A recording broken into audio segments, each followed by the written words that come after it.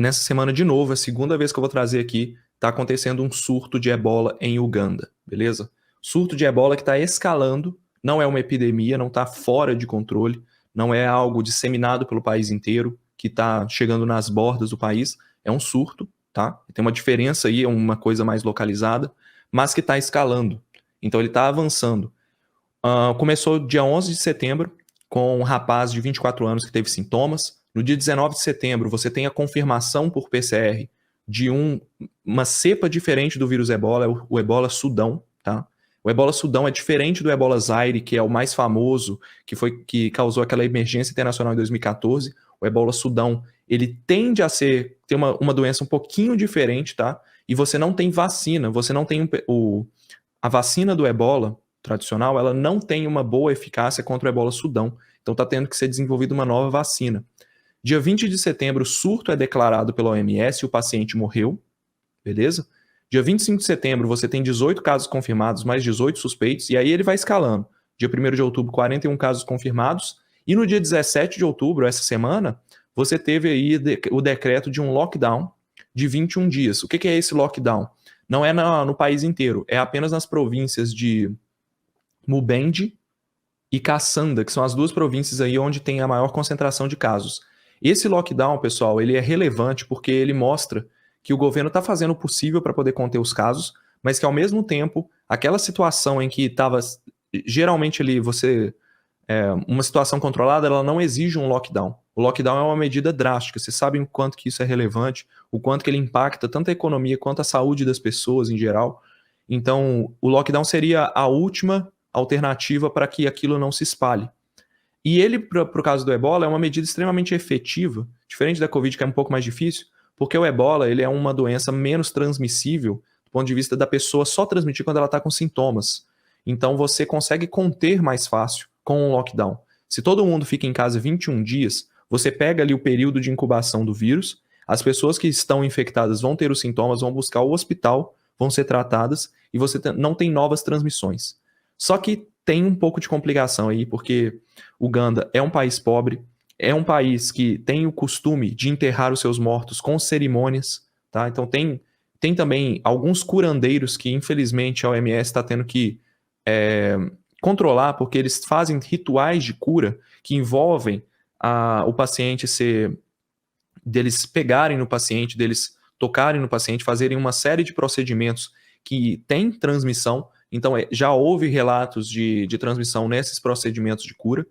Então, é uma situação realmente que está saindo do controle lá e foi necessário fazer esse lockdown. Tá? Até agora, são 64 casos confirmados.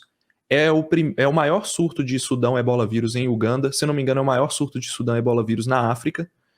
E 44 mortes, entendeu? Então, é uma doença extremamente letal. Taxa de letalidade batendo aí 60%, 70%, beleza? É uma doença que, infelizmente, não tem um bom tratamento. É uma doença que progride para um caso grave muito importante, muito forte, que leva à morte, tá? E parece pouco caso, gente, mas é porque o Ebola tem uma transmissão mais lenta e tudo. A gente está acostumado com a Covid, mas 64 casos de Ebola é bastante coisa. O maior surto de Ebola em Uganda teve 400 casos confirmados e 224 mortes. Foi no ano 2000, tá? E foi o Ebola Zaire, não é o Ebola Sudão.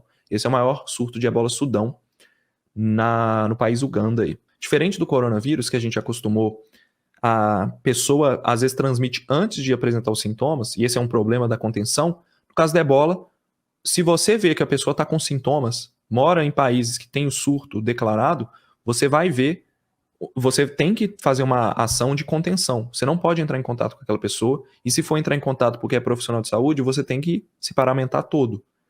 Não tem vacina por ser uma cepa diferente. A vacina que existe para a ebola não é a mesma para a cepa Sudão. E tem um detalhe também, que às vezes o surto ele pode nem ter começado de animais. Ele pode ter vindo de um ser humano que estava com persistência no sêmen. Então tem homens que o vírus ebola, depois de ter sido curado, ele persiste no sêmen masculino mais de 18 meses. Então tem estudos mostrando pelo menos 18 meses. Você tem ali uma probabilidade de durar mais do que isso, é pequena, mas mais do que isso. Então o que acontece é que às vezes o vírus ele pode ser transmitido para a mulher ou para o homem, se o homem for homossexual, sem saber. Então, disparar um novo surto depois de meses que já tinham contido o surto anterior. Então, pacientes de ebola, uma das recomendações, depois que esses estudos mostraram, é fazerem testes periódicos do sêmen para ver se eles têm o vírus no sêmen, tá? Então, muito importante saber de tudo isso, por quê? Porque você ganha conhecimento, você começa a entender que a situação em Uganda é uma situação grave. É uma situação grave, porém local, tá? E esse é um ponto muito importante. Aqui no começo da live, o pessoal tá falando que eu tava fazendo alarmismo, etc. A gente tem que ficar vigilante. Por quê? O ebola é um vírus em que o Brasil e outros países não estão preparados para lidar com ele. Países africanos têm o costume de ter esse tipo de vírus, de ter essas doenças. No Brasil, a gente nunca teve, se eu não me engano, nunca teve um caso de ebola na história, tá? Então nós não estamos preparados para lidar com essa ameaça, ok? Em Uganda é o maior surto desde 2012.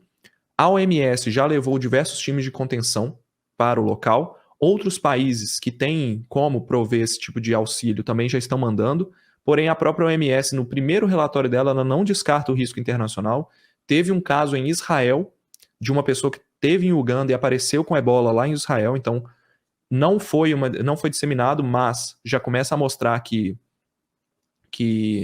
infelizmente, você tem essa transmissão acontecendo.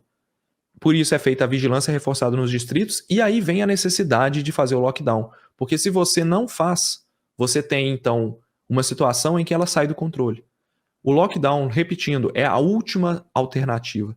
Depois da Covid, a gente aprendeu o quanto que o lockdown é danoso para a economia e danoso para a saúde das pessoas. A gente sabe disso. Porém, é mais danoso deixar o vírus circular. E aí o governo de Uganda chegou à conclusão, junto com os especialistas da OMS, que deveria fazer um lockdown de 21 dias apenas nas províncias onde tem o caso.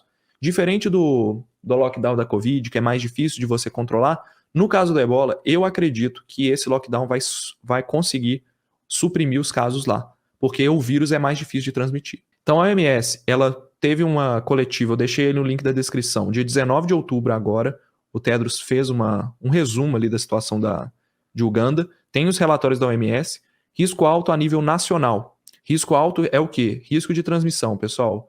Uganda provavelmente vai ter um surto de proporções nacionais, porque não tem vacina, tem eventos não rastreados, já vou falar sobre isso, atendimento e funeral sem medidas de segurança, que é uma questão cultural, sistema de saúde debilitado responde a múltiplas ameaças. Então, recentemente, eles tiveram que lidar com cólera, com antraz, com a própria Covid, com dengue. Tá? Então, é um país que lida com diversos patógenos, malária.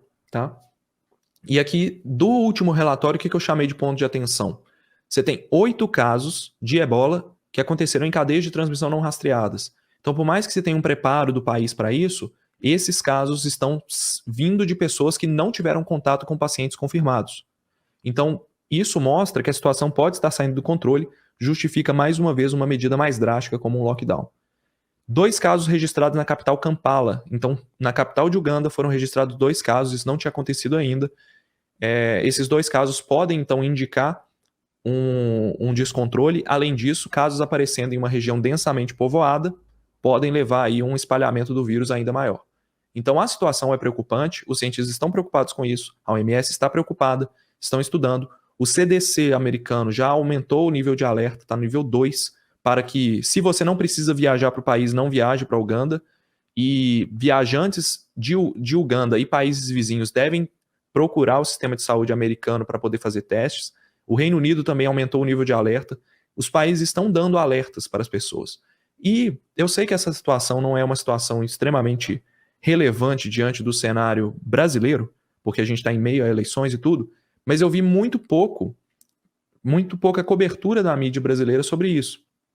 Tudo bem que brasileiro, pouquíssimos vão para a África e tudo, mas é algo a se considerar, tá? Deveria haver, então, uma recomendação para viajantes brasileiros também, o que eu não vi ainda do ponto de vista do Ministério da Saúde.